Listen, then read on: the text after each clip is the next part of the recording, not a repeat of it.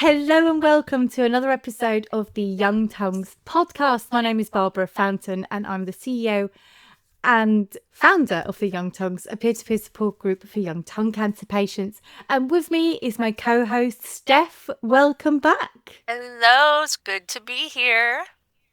Indeed. And we were expecting Jamie, but it is the summer, so I know she's not working, so maybe she's still asleep. We'll see. We'll just roll with it and then hopefully she'll just appear midway through. We'll have to edit in some magical. Jamie vibes. But yes. Hey Steph, how are you? Hot. Hot. It is. The heat wave has hit the east coast of the US officially starting today, I think. It's going to get up to about 96, which is very close to 37 in Celsius. So yeah, it is not fun. Um, I'm so grateful you did the maths for me there of the transition because I was just about to Google it. It's probably more like 36 point something, but the only reason I know that is from being a nurse and having to do patient temperatures in Celsius, and I'm like 98.6 is 37. That's my. Oh, fantastic. Well, we have just survived our heat wave. I don't know if you heard of it at all, if it broke the news in America or on your social media, that basically all the Brits were just sweating their tits off God. and moaning about the weather, which is what we do best because either it's raining and miserable or it's too hot. There's nothing in between. But this time, actually, I have to admit, it was too hot. In Norwich, where I live on the East Coast, it hit 37 degrees last week, and I can't remember that heat in England. And I think also the heat in England is so different to, I've been in 40 before when I was in Italy and abroad, and it's kind of a dry heat where with us it's sticky and humid and you feel like you can't breathe and you don't have enough oxygen. So, even though I have a very, very long to do list, as I always do, and I managed to do some work in the morning, there were 2 days where in the afternoons I was basically just asleep with the dog on the sofa, trying to cool down, panting away. Yep. Yeah, we have the same thing here where I live on the East Coast. In Maryland, it's extremely humid, so it feels like you're walking out into soup. And that that heat is just, I don't know, for me sometimes, and I don't know if it's because I was diagnosed in the summertime and my symptoms started in the summertime, so at least for the first few years, the summertime always reminded me of it, and I kind of got that flashback PTSD feeling. Um, but now I think it's more to do with the side effects and just that feeling of not being able to get a good breath and not being able to really, it reminds my body, I guess, of everything I went through after surgery and to an extent radiation as well, and it just it hits different after you go through something like this. So it has an extra layer of complexity to the heat wave. Yeah, I was going to ask, like, do you get physical? Because for me, I do get some physical symptoms. My flap swells up. So suddenly my tongue's a bit bigger and I lisp more. And I also, I mean, dry mouth is dry mouth. Even though I haven't had radiation, I get a little bit of dry mouth, but not to the degree that what you'd be coping with. But it's more like sticky mouth. Like, and it's predominantly the flap that then just sticks to my teeth and my cheek, and yeah, everything just takes a bit more. What's your oral cavity like in the heat, Steph? What a niche conversation that is. So few people understand this. Um, Same, actually. I do notice that sometimes it feels like it swells up more, and I don't know if that's like a lymphedema thing, because I know heat can affect lymphedema, and make it worse. So I'm assuming that's what that is. Um, and same, my list becomes more prominent.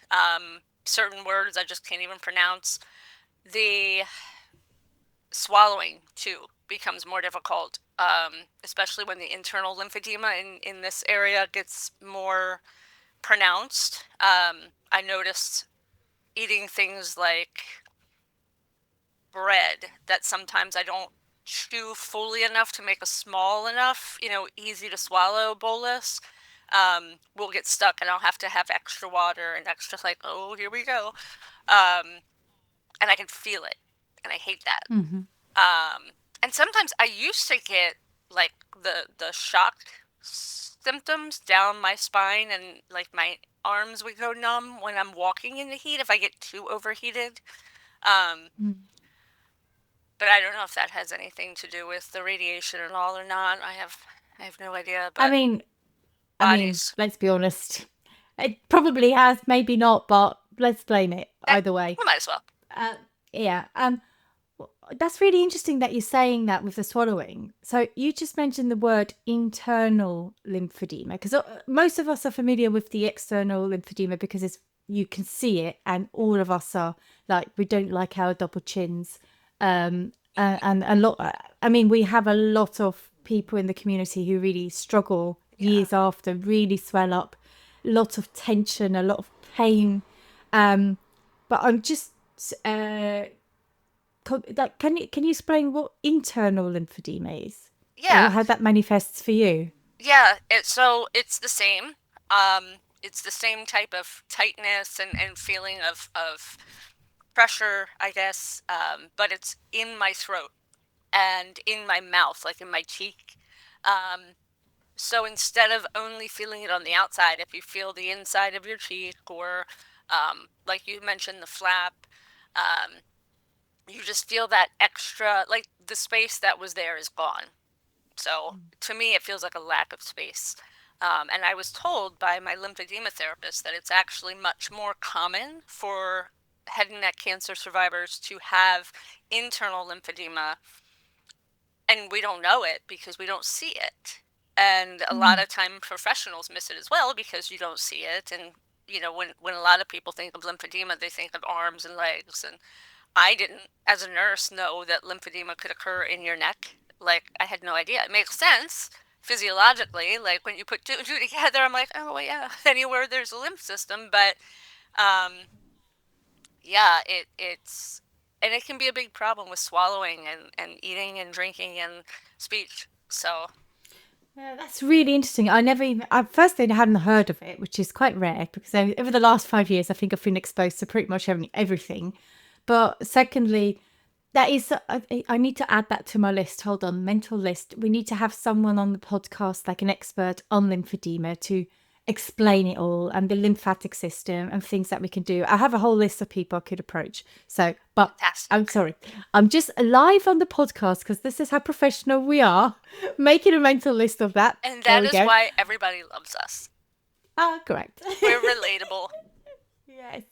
But yeah, I think I can relate to that feeling with the swallow. I find it really interesting. So I have, over the last couple of years, not in the early days, but more recently, have actually choked on food. Firstly, how scary, Awful. because horrible, and it kind of gets stuck, and you just chug as much water down as possible to push it down, and sometimes that doesn't work, and I end up actually having to cough it out, which, sexy and all. But I kind of had in the back of my head, oh God, is that like, is it a long-term effect, as in like years later, because things are still changing or muscles are decreasing? Or is it just me eating too fast and not chewing enough? You kind of try and Or a little from choose column A, a between little from column B, little. yeah, a little bit of both. Absolutely. So, speaking of the heat, other things I've noticed, chronic fatigue does not like hot weather. No. No. And it's not the tiredness kind of makes sense because it's hot. But I had one of my confusion spells again. And I hate it, honestly. It feels like I lose my mind. It feels like, what I can only imagine like some sort of dementia or Alzheimer's, when you're just starting to lose your faculties, um, type of feeling, and it's terrifying. And I just can't function. I can't put on shoes. I can't make food. I can't figure out what needs to happen in which order. So like I'll go, I'm hungry, I'm thirsty, I'm tired, and I'm just completely overwhelmed by the facts. I can't really act upon them. And also my kind of spatial awareness disappears. I walk into shit. I am covered in bruises at the moment around my legs from walking into sofas and chairs. And crossing roads, really difficult Oh, to judge how. Yeah. Like, that might when be the worst. that is, well, you've got techniques. If Nick is there, I usually just put my hand like in his, like, what do you call it, around his arm. So he then kind of goes like, oh yeah, she's struggling. Because I don't want to say it, because it's like, I find it distressing to even say it. So I'll just kind of sling my arm around him and he'll know, and he'll kind of walk me over the road like an old lady. But if I'm by myself, honestly, I'll stand there and I'm just uber cautious. So I'll be going like, oh, I could have crossed and I didn't. But I can't judge how fast a car is coming towards me. And obviously it goes without saying, I will not drive when I have fatigue. Because, yeah, if I can't judge how to cross the road, I can't judge how to turn left or right. I am so glad that you have the judgment to know not to do that. Mm-hmm. Do not operate heavy machinery. No. And to be fair, this doesn't happen on a regular basis. It used to happen a lot. It happens much less now. And I'm actually feeling quite good about my fatigue, because I've taken on extra work, and we can talk about that later. And like my list is pretty full, but I haven't had a crash. Good. I had a crash because it was hot, but otherwise I haven't had a crash, and I'm actually coping all right. So I think things have definitely improved, although it sometimes doesn't feel like it. And yeah, I think I'm managing better. I could always do better, of course, but things are getting better. Yeah, Yeah. it's so important to be mindful. I think Western medicine in general has convinced us that the mind and body are not really related, right? Like we don't put them together in anything. Um, and it's so important when we reach those levels of overwhelm to recognize that it can be just like we can have physical and mental and emotional symptoms, it can also be brought on by physical overstimulation, not just mental overstimulation. And to be, I mean, number one, to give ourselves grace for that because we are human and it will happen. And fighting it doesn't make it any better. But number two, to, recognize and be able to follow along and find out what works for those symptoms and what works for us, and be mindful of the symptoms when they're coming on before we reach a point where we just completely spiral out of control. Yeah. Regulating your nervous system. 101. And when you're really busy and you keep loading and loading more, like, you need to find your boundaries and how to self-regulate and ground. And it all sounds hippie, but it's actually really, really important. Oh, I feel like we, as cancer survivors, kind of have to figure that out on our own, and maybe we figure it out a little bit faster than if we hadn't gone through something like this. At least that's how I feel about myself. Like I feel like I've done 30 years of internal growth work in the last 7 years because I'm like, oh my God, like who am I? Yeah. Not that I don't recommend this method to anybody. Take the No, 30 years if absolutely. it means that you get to keep the other half of your tongue. But oh man.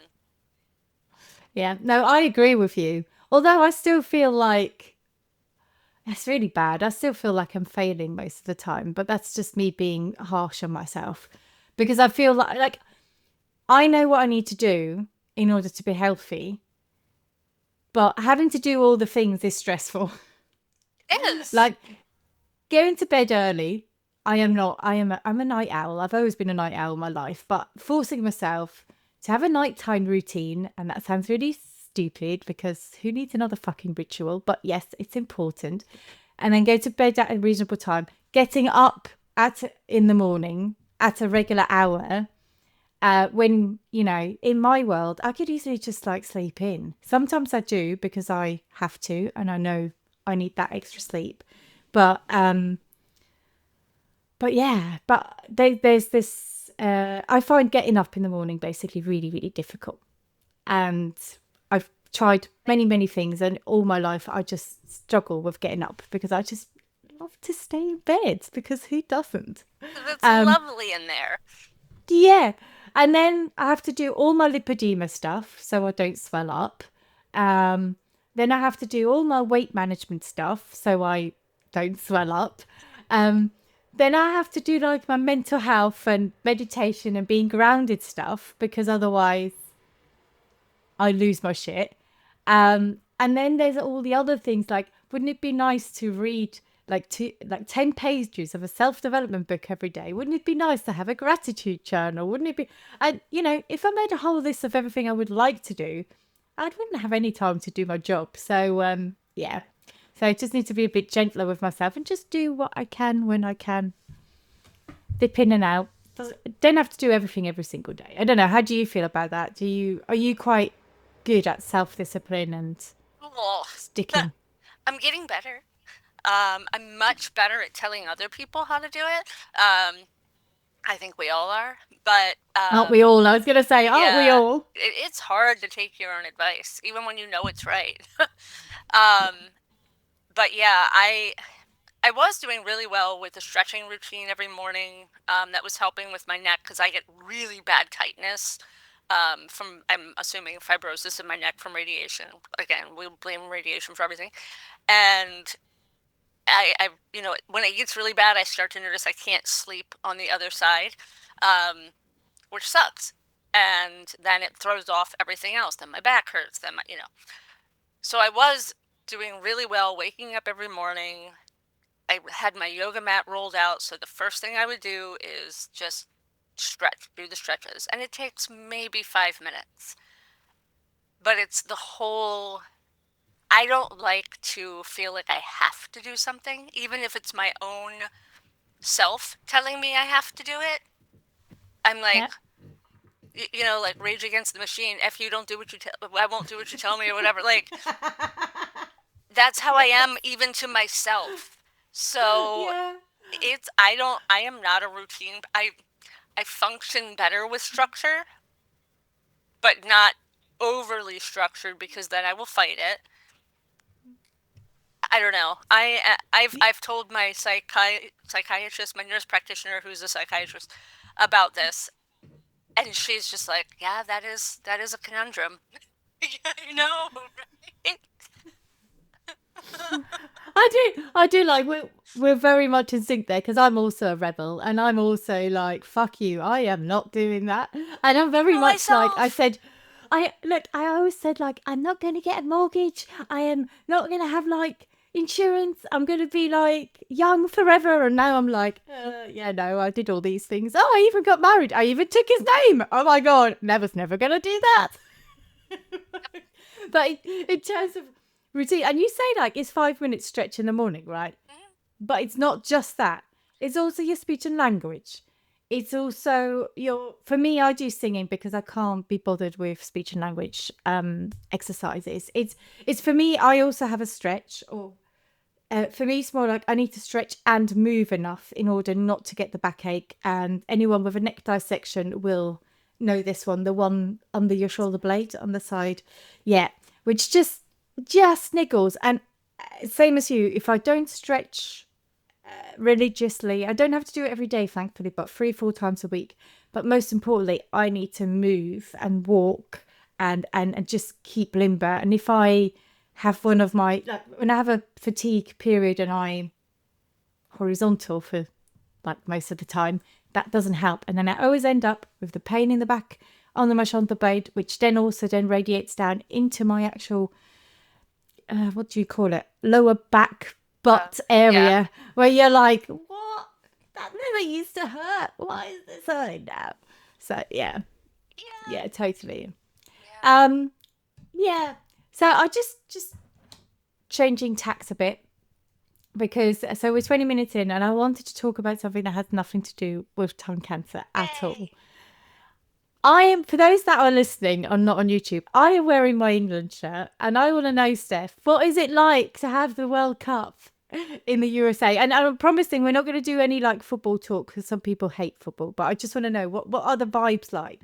Because it looks great from this side and I'm so happy that some of our fans seem to have like brought over the vibes and the togetherness and what the World Cup is all about.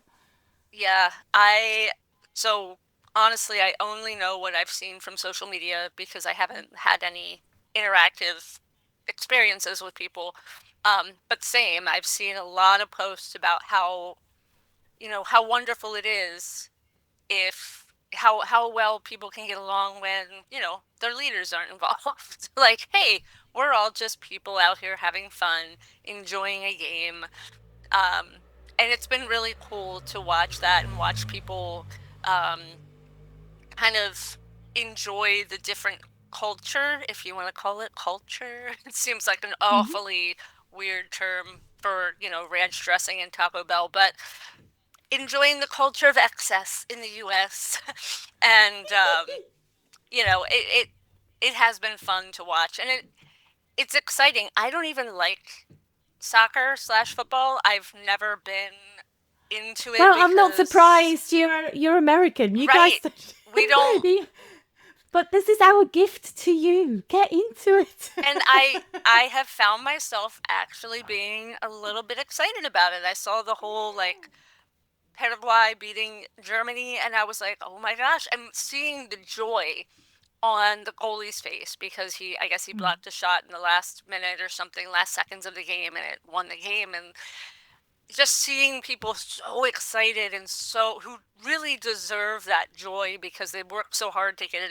It's very empowering and uplifting to see, even if I don't actually watch the games. Yeah, and also, for us that particular game, I mean, it was great to watch, but also, if only there was a word that would explain what it feels like to take joy in someone else's misery. But, sorry to all my German friends, but that's the thing. When it comes to football, it's like we have these rivalries, and to be fair, England, Germany have a very checkered history, and I'll bring you up to speed on that another time. But it's basically they knocked us out of the World Cup mostly on penalties, plenty of times. So there was a degree of Schadenfreude to see Germany go out on penalties for the first ever time. But there is a rivalry, but it's always with a smile, and I love that. Yeah. And obviously football has its dark history, and hopefully we've moved on from that. And I was so glad. I'm so glad to see that there aren't any like major disruptions at the games in the US because I think that would be the last thing the world needs. But instead, it has just been a great party, and the Dutch have been jumping around in the street from left to right. The Scottish have just set the bar high in terms of fan interaction and making a host city feel proud to be hosting, which is amazing. So I'm so chuffed for Boston and all of that and the Scots. I can say that as a dual national. I know the Scots won't say anything nice about the English, but we're used to that. And also the Australians having some cheeky chants, which I'll just leave it at that. Really brilliant. And and I hope the English can like follow in that. Unfortunately, the clips I see with the English is usually them being badly behaved and too drunk. But hey, that's culture too, isn't it? At And least I they're just need having to say, fun. at least they're having fun. I just have to say, for everyone listening, we're recording this on the 1st of July. So by the time this is out on Friday, who knows? You might be laughing at me because England's out and Switzerland's out. I hoping that we can beat the Democratic Republic of Congo today. That's England. And then Switzerland have their game at like 4 a.m. UK time. So I think maybe I'll get up, but maybe I'll watch the highlights. We'll see. We'll see what my energy levels are like.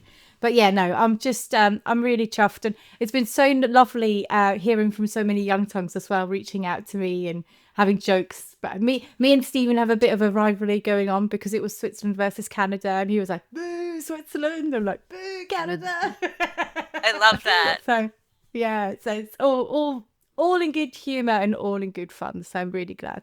Anyhow, we'll move on from the football chat because, like I said, some people love it and some people really hate football, and they'll be like, "Barbara, shut up, move on to something else." Um, so yeah, so I was speaking of like being tired and slightly overwhelmed, because that is a thing at the moment because I've got lots of work on, but I also have the World Cup going on, and then we have summer and other socials going on. Steph, I know you've been doing some work in the field of burnout, especially to do with cancer diagnoses or following a cancer diagnosis. Can you talk a bit about the project that you're doing, the work that you're doing, the things that you're researching? I I have recently been sort of interested in looking at we think of burnout and we think of professional burnout and people like nurses and doctors and anybody, even in a corporate job, um, experiencing burnout at work. And I initially was looking at mental health and feelings of, you know, secondary trauma and grief in survivors.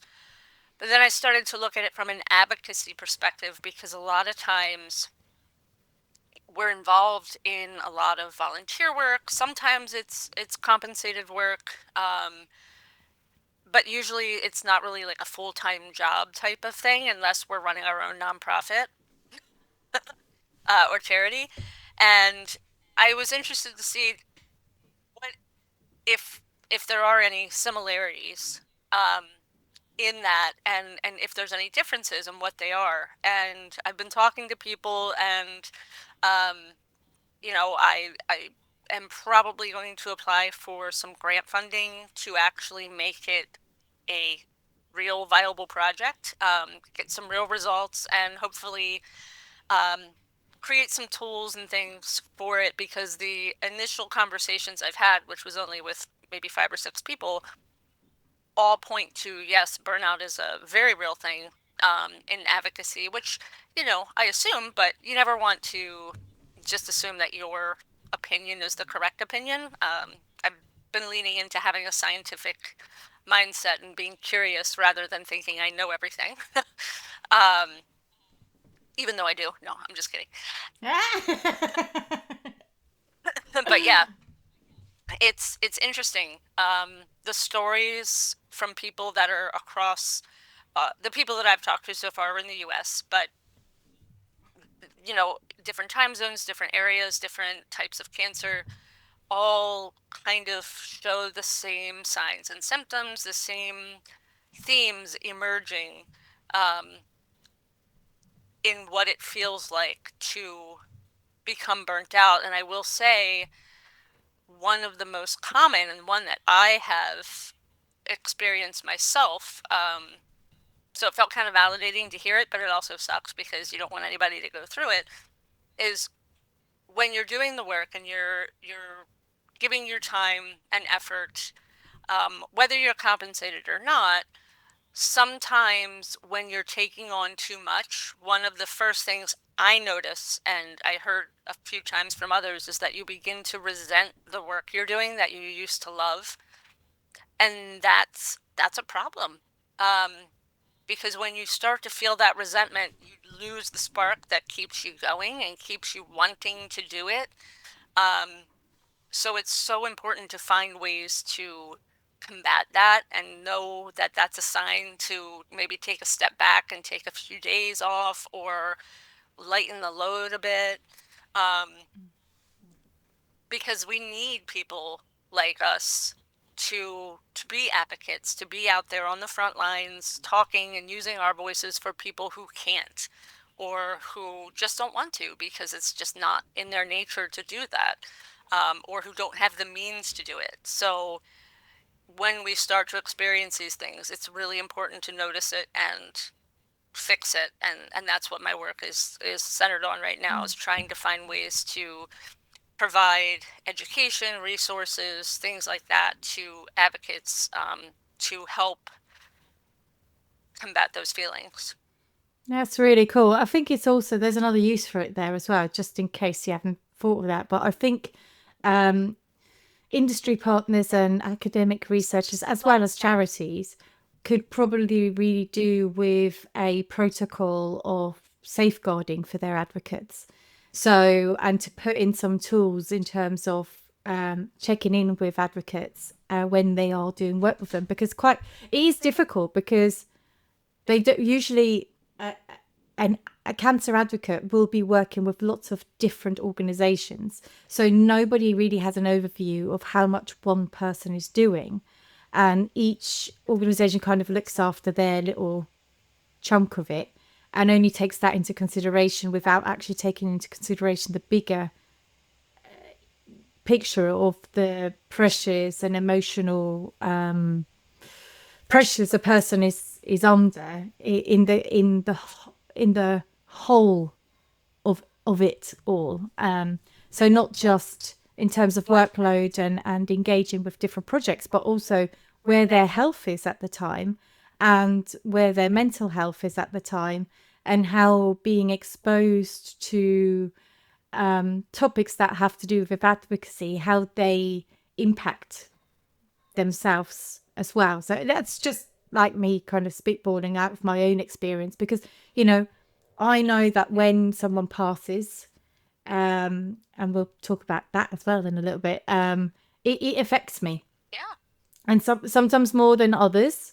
And I have like my rituals, but no matter how good my rituals are, it has an impact on the way I feel and how I do my work. And sometimes it can energize me and I will go even harder than I have before. And sometimes it just takes the wind out of my sails and you kind of go, fucking hell, what's the point, you know? And it's different. It's not the same. Yep. And, you know, interesting, this is a great segue. Last week I was in DC. There's a 3-day summit that happens every year. One of the nonprofits I volunteer with goes in for what we call in the U.S. a Hill Day. So we go into our government offices, the Senate and the House, and speak to our elected officials or their staffers about certain bills. In this case, regarding cancer survivorship, and ask them to sign on and try to get it passed so eventually it becomes law and all of that. But it's a 3-day summit, and on the third day we usually have guest speakers and whatnot. And this year there was a presentation on grief, because the cancer community at large has lost some big names that were really great advocates, and it was a really eye-opening presentation, because one of the words that the presenter used, she's a social worker that works specifically with cancer survivors and caregivers, and the word she used was disenfranchised grief. And it's a form of grief that society at large doesn't really recognize as valid, which makes it even more complex and harder. So part of that is, you know, the feeling when another survivor passes, even if you've never met them or heard of them, but if they had the same disease type as you and you feel that grief, or grieving your old self, or grieving your career, or grieving a loss of a body part or a functioning of a body part.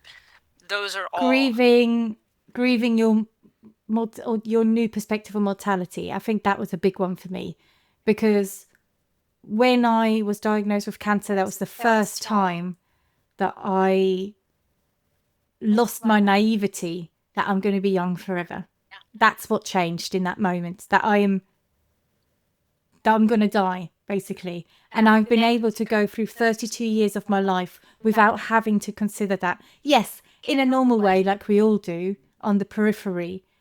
And you know, unfortunately had many people pass, younger friends, things happen.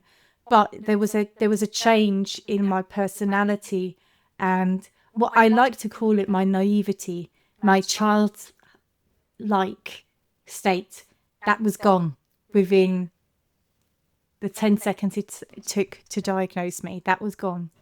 And I do grieve that quite a bit. Yeah. And I actually thanked her for bringing it up, because I was like, thank you for putting a name to something that so many of us feel but didn't really have a term for. What did you call it? Disenfranchised grief. So just grief that I other like people that. don't recognize as a valid form of grief. And she also talked about delayed grief, in that a lot of times we don't start grieving right at diagnosis, but afterwards, when we hit that survivorship wall where we finish active treatment, for some of us the first time, for some of us hopefully forever, and we're in that, like, all of a sudden there's no appointments, there's no anything, and your brain has time to catch up to everything that just happened, and then you're just like hit with this wall of grief and emotion and everything that you didn't have time to worry about while you were busy going from appointment to appointment and staying alive. Now all of a sudden your brain's like, oh, here. Yeah. 100% hear you. It was 9 months for me after diagnosis. So what, about 7 months after surgery, because I was stoic and I was smiley and I was like Superwoman throughout it, and I was just kind of going through the motions, and I was having like lots of joy, which is really weird. Like huge amounts of joy and gratitude, and like listening to the birds and really feeling, and really intently feeling stuff, and that was amazing. But yeah, it was in the autumn stroke winter when I was like, oh my god, this has happened to me. And then it all kind of crumbled, and I think for me the biggest thing was like kind of the loss of identity, because I was really struggling to get back to work. COVID kind of was the same time as this, so being an event manager is like that's all being taken away, and my anxieties went up, like in general, and then the PTSD like symptoms started around the same time as well. So it was like the perfect storm, and I really hit me hard. Yeah. And it does, I will say, now that I'm almost 7 years out, it has gotten progressively easier. And one of the things I do love about grief, which is a weird thing to say, but people often think that grief shrinks, but it doesn't. You just grow around it. The grief always stays the same regardless, but you figure out how to continue living, how to continue being you in a new and different way, or whatever it looks like, the new normal. But it is a new normal, and Yeah. we experience that every time we grieve something, not just our own stuff, not just when we lose somebody related to the disease, but literally every day. Anything that changes, we're constantly evolving as humans. And I think when we look at it that way, it makes it a little bit easier to absorb, at least for me. Absolutely. I agree with you. I'm the same. 7 years out, I have evolved around the grief. The grief is still there, but yeah, I've grown with it. Like I've grown bigger in that sort of sense. It's really bizarre, but it's a nice way of describing it. But I just want to say there are days where it just sucks, and where all things come back, and sometimes I kind of feel like with this whole, what do you want to call it, a journey? But yeah, let's call it a journey. It's not linear. No. It's the same with healing. Healing is never linear. It doesn't improve day up and day up and day. It can improve, and then you can go backwards, and then you improve again, and then you make another step backwards, and it kind of zigzags around, and it's a bit of a roller coaster. But overall, you improve. The baseline keeps going up. Right. But we know, and everyone listening knows. Yeah. I hinted at it, and I did want to make sure I wanted to pay tribute. So for anyone who hasn't seen the news on our social media, our lovely Mus passed away a few weeks back. He's been on the podcast twice. first after his initial diagnosis, and then again after his recurrence to give us an update. And we were actually trying to get him scheduled in for a third appearance, but sadly we run out of time. So, and I have to admit, there's not many things that I regret, but when I went through my to-do list and after Moss has passed and I realised Moss was on my list, I was like, fuck's sake, Barbara. That's when it sucks. But Moss has been a huge character in our community. He's helped hundreds and hundreds of people.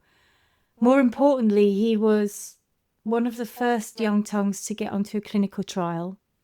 And I remember when he contacted me to tell me that he had a recurrence, and he was kind of taking me through the motions of what was happening and where he was at the time. I was quietly thinking, oh shit, here we go again, because everyone else who has had the same or a similar conversation with me previous to Moss sadly passed away within 3 to 6 months, usually quite quickly and usually quite brutally. But he then rang me all excited, like, there's a clinical trial, Barbara. And I'm like, what? It's the first I heard about it. And he's like, yeah, there's a clinical trial and I got on it.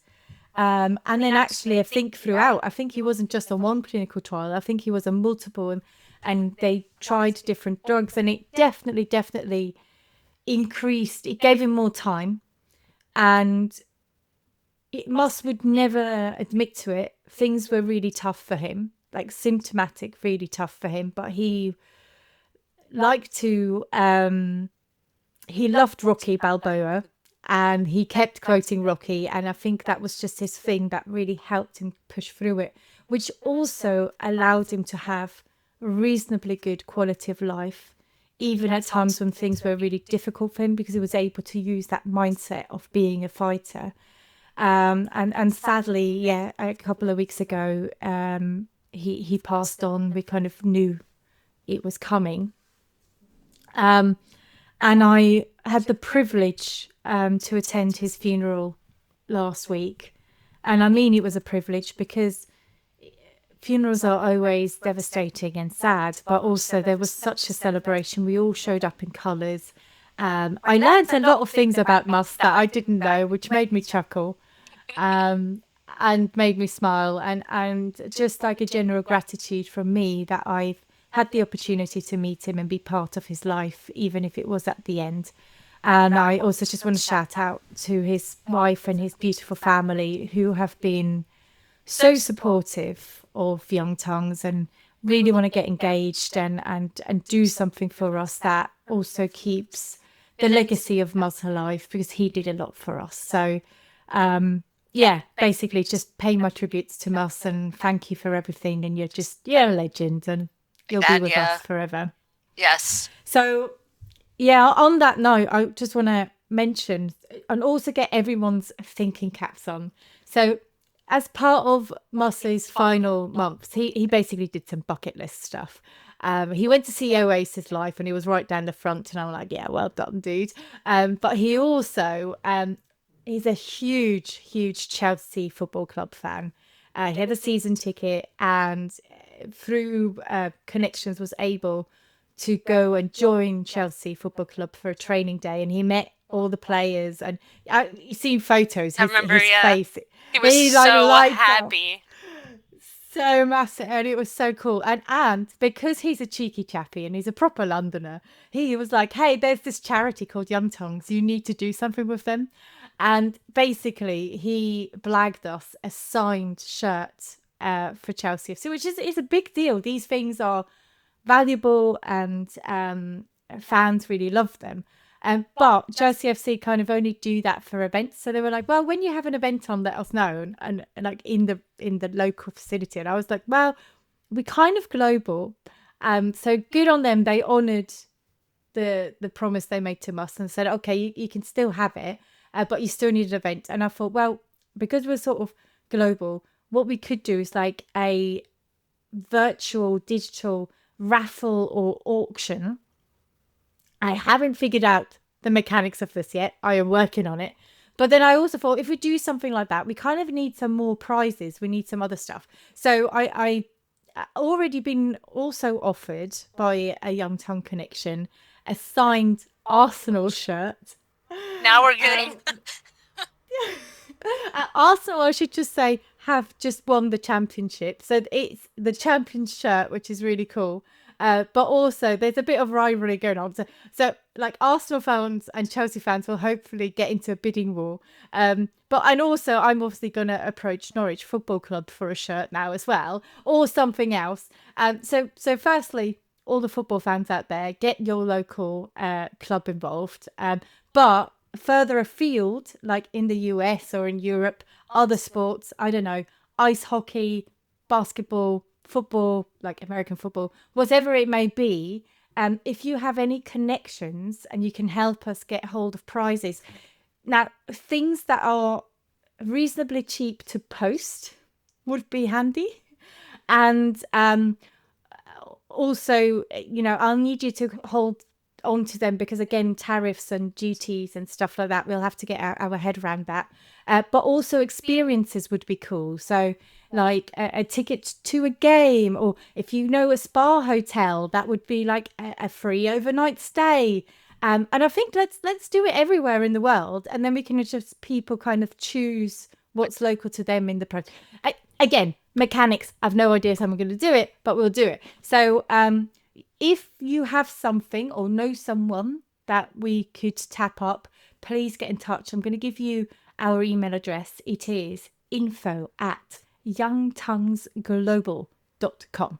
info@youngtonguesglobal.com. If you can't remember it, just go on our website. It's all listed on there as well. Please get in touch, because how cool would that be? Like, it all started with Mus basically Love that. blagging us a shirt, and let's build on that and do a proper thing. I'm also just conscious, we've been doing a lot of fundraising stuff this year. We talked about Fund the Foundations, which again, huge thank you to everyone who supported that. We've just had the Big Give, which was a UK fundraiser to mark Small Charities Week, where we actually got match funding from the postcode lottery. That finished this week, and we achieved 95%, which is amazing. So we got over $4,000.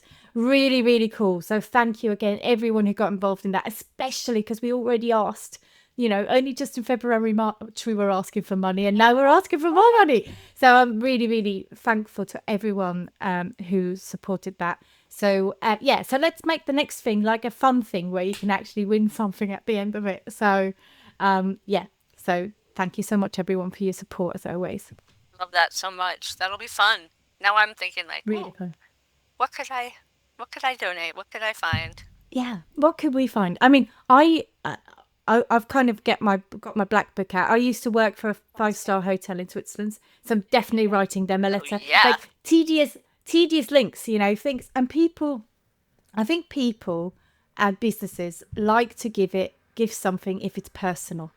So like I said, if you used to work somewhere, just write them a letter and tell them about your story. Tell them about Young Tongues and what it would mean if they could donate something to us. And if you need help with that, because writing letters is not your thing, again, get in touch, and I'm more than happy to help you and give you as many templates and ideas as I possibly can. But yeah, I think that's the main thing with fundraising. It is tough and it's never ending, and it's like, but I think it's really important that we can move away from actual patients having to give us money, because I'm just always conscious that we are all skint and we all have our own GoFundMe pages, because we've been in really difficult situations.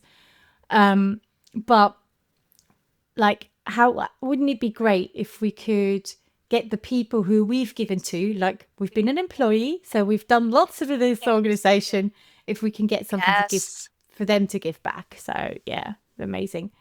And then I'm just another thing, sorry, and this goes back, we're now going full circle to burnout. It all comes back to burnout. It all goes back to burnout. And Stef, I might need some like coping mechanisms here. So I did a thing. Oh boy.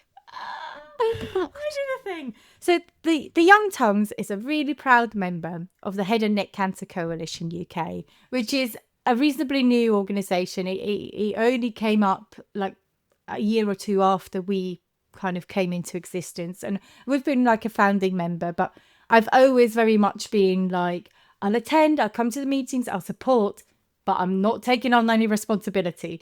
And, you know, they kept asking and I kept saying, no, I can't, because, you know, Young Tongues requires all my devotions.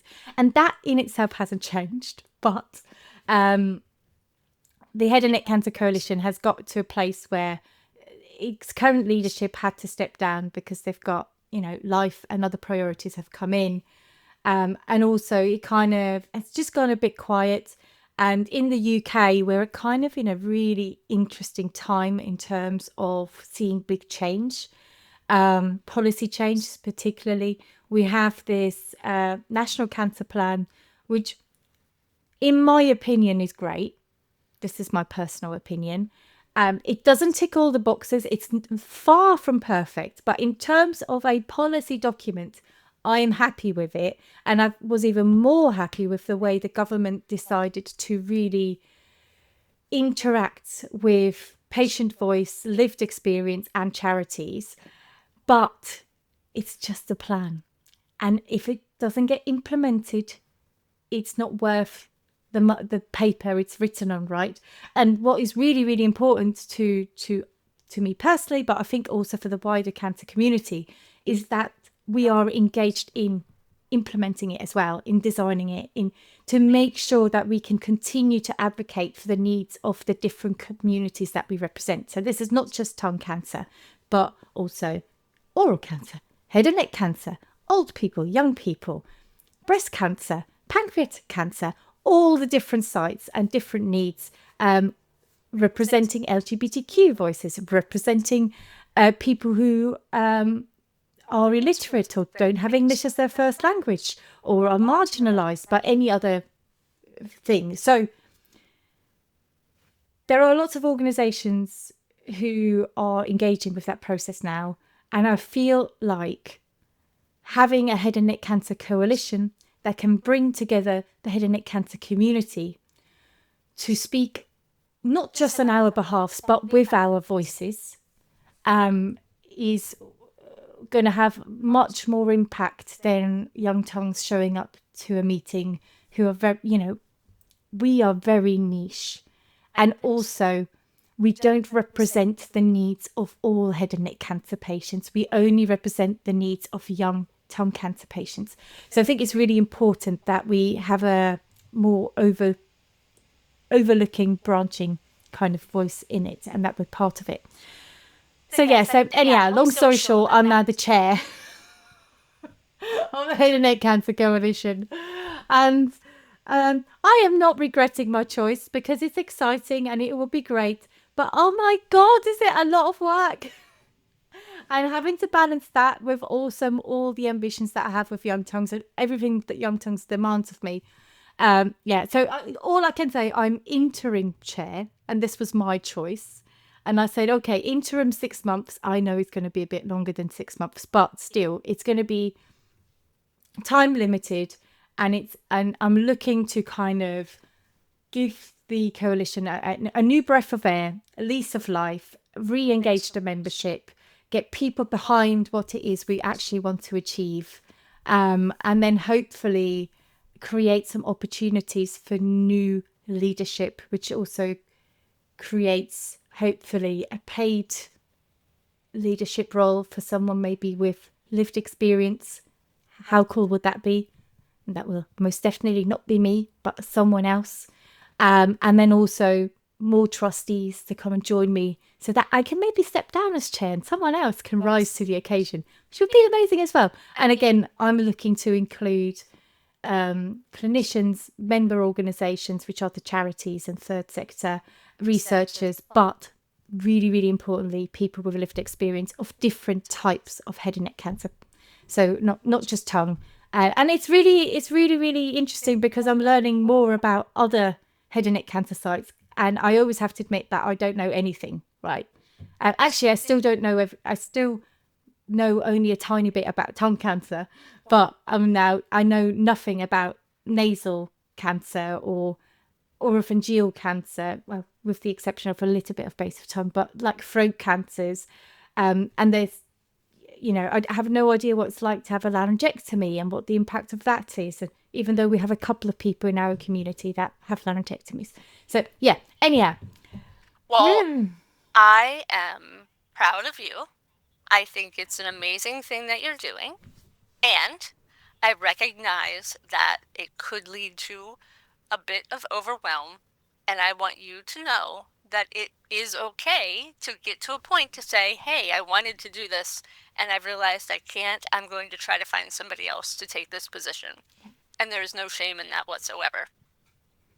No, that's why I always want to think of myself as an interim for this. Yes. And it's literally just to give it a new lease of life. Because also, for me, it's important. I want someone leading that isn't biased to one particular cancer and that can really embrace all the different head and neck cancer types and the different needs of the different communities. And that's not me, because I love young tongues and I'm all in, So, but I felt like if it was a choice between the coalition existing and not existing, I think it's in young tongues' interest that it exists. So, yeah, 6 to 9 months of pain, but it will be worth it. And then who knows?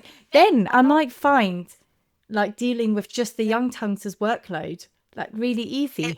It'll feel like a lifted burden. It'll be great. Yeah. Yes. Just in time for the Christmas holiday, you will feel so much better. You're going to be like, yay, new year, new me.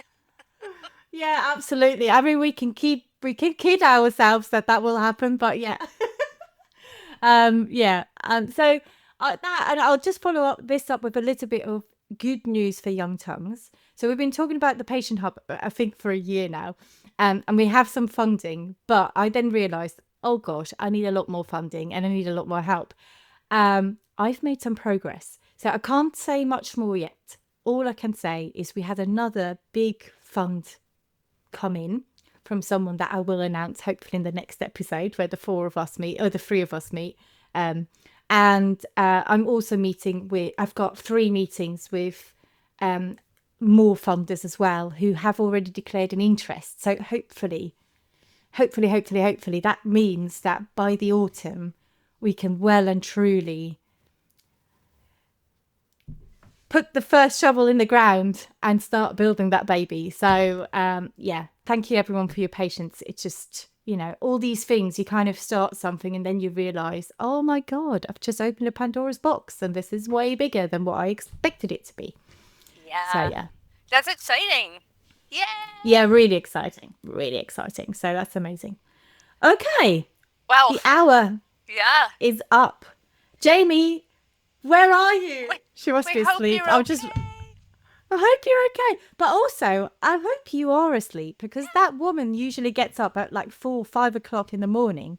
And I think she needs a rest with those 2 little rascal boys running around. Actually, 3 if you include her husband. So, and the 2 dogs. Yeah. Cats and dogs and and baseball players as well. Yeah. Baseball cutouts. That's right. Mike Trout's Do you know who that is? Mike Trout. There you go.